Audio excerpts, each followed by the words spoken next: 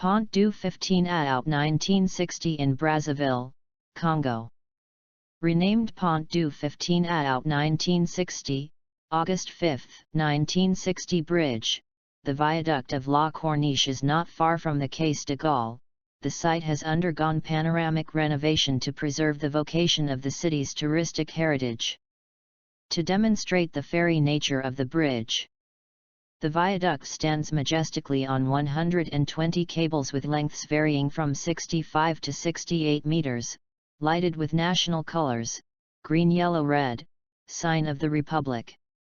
The first stretch of the La Corniche Road between Case de Gaulle and Club Nautique Mami Wata was opened to traffic on February 5, 2016 by the head of state Denis Sassou Nguesso in the presence of the national and international community.